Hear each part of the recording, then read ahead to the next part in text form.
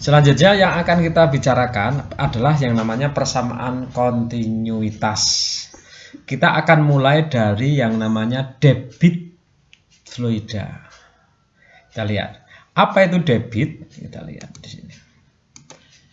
Debit fluida adalah besaran yang menyatakan banyaknya volume fluida. Nah, ini yang mengalir melalui penampang tiap satuan waktu. Nah, itu. Jadi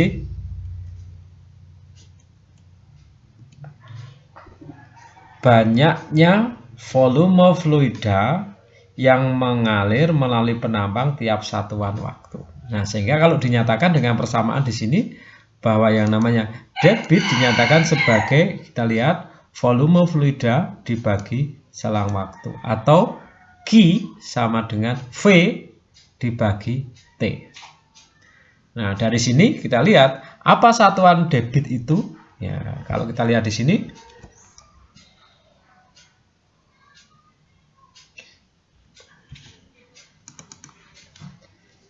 kita lihat di sini volume tiap satuan waktu. Kita lihat volume itu satuannya meter kubik, waktu itu satuannya sekon. Sekon. Satuannya sekon. Oke. Jadi satuan debit adalah meter kubik tiap satuan waktu sekon. Meter kubik per sekon. Oke. Nah, sederhananya begini. Kalau misalkan saja kita mempunyai sebuah sumber air. Nah, misalkan inilah. Kita lihat di sini. Di sini kan ada penampangnya di sini. Nah, di sini ada penampangnya. Nah, di sini kan keluar airnya. Nah, air keluar ini kemudian ditampung di dalam sebuah gelas. Maka di sini dihitung waktunya berapa. Oh, waktunya misalkan 10 sekon. Nah, misalkan saja. Maka dihitung berapa volumenya. Nah, misalkan saja berapa volumenya. Misalkan saja pakai satuan liter lah. Oh, volumenya adalah 2 liter. Nah, berarti debitnya adalah Q sama dengan V dibagi T. Berarti sama dengan berapa? 2 liter per 10 sekon. Atau berapa? 0,2 liter per sekon. Kalau dalam satuan sekon. Nanti kalau pertanyaan dalam meter kubik, nanti dikonversi ke dalam satuan meter kubik. Oke, jadi gitu ya. Jadi debit fluida adalah banyaknya fluida, volume fluida yang mengalir melalui sebuah penampang tiap satuan waktu. Satuan standar internasionalnya adalah meter kubik per sekon.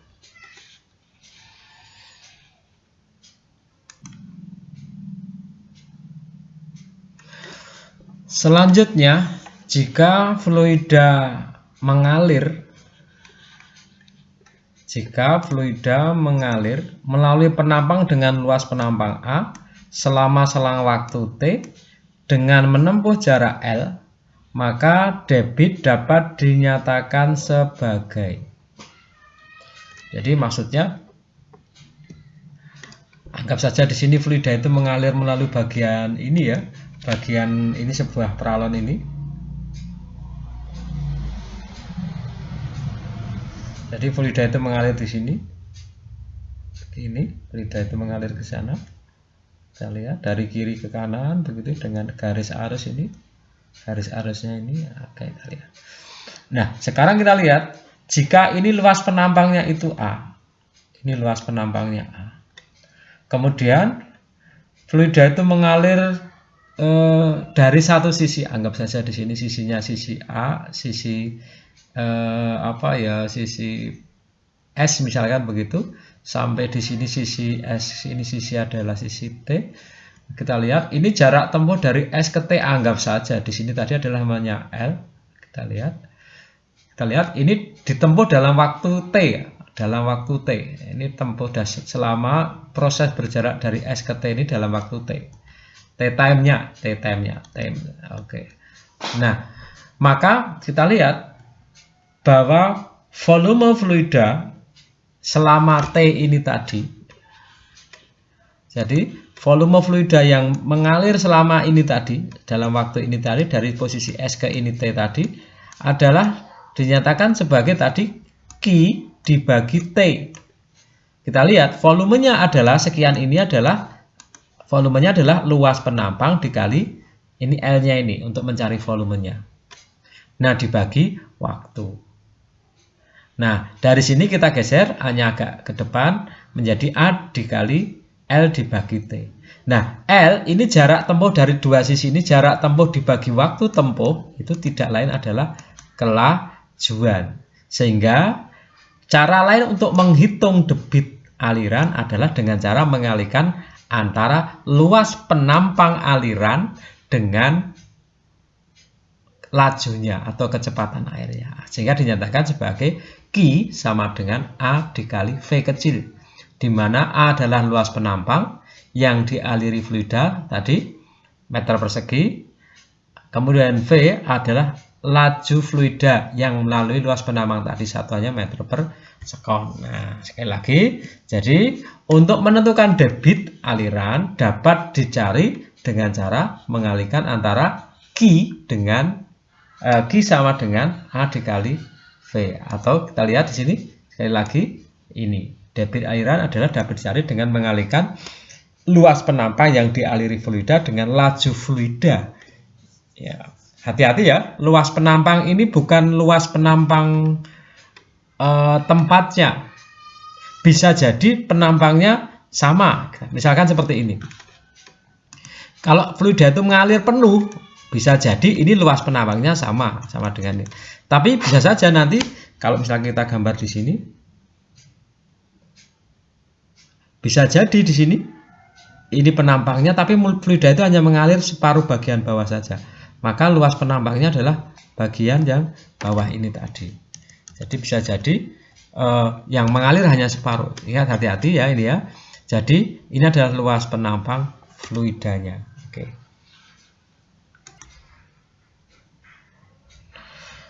Selanjutnya dalam suatu fluida ideal, ingat sekali lagi yang kita bahas adalah fluida ideal. Debit fluida pada satu titik yang satu sama dengan yang lain adalah sama. Debit fluida pada titik yang satu dengan yang lain adalah sama. Sehingga berlaku Q, aliran fluida yang masuk di bagian ini, debitnya Q1, ini akan sama dengan Q2. Ya, kita lihat di sini Q1, debit yang satu akan sama dengan debit yang kedua. Ini yang ini ya, ini oke. Sehingga tadi debit dinyatakan sebagai A1 dikali V1 sama dengan A2 kali V2. Oke. Taruhlah misalkan beginilah. Misalkan begini. Di bagian yang ini, nah, kita lihat. Di bagian yang ini, ini luas penampangnya A1. Kita lihat, lajunya adalah V1. Di bagian ini ekstrim, yang kedua. Di bagian yang ini, ini adalah luas penampangnya berubah menjadi 2. Maka kalau luas penampangnya menjadi 2, maka kecepatannya pun akan berubah menjadi V2. Nah, ini pada prakteknya ketika kita misalkan saja nyemprot air pakai selang, ketika ujungnya kita tutupi, maka lajunya akan semakin cepat. Nah, di sini nanti berlaku apa? Debit di bagian 1 akan sama dengan debit di bagian 2. Nah, yaitu atau A1 dikali V1 sama dengan A2 dikali V2. Oke. Hingga ini ya, inilah nanti yang iya ini. Apa itu? A adalah luas penampang di bagian 1, A1, V1 adalah laju di bagian 1, dan kemudian A2 adalah luas penampang bagian kedua, dan V2 adalah laju di bagian 2. Nah, itu.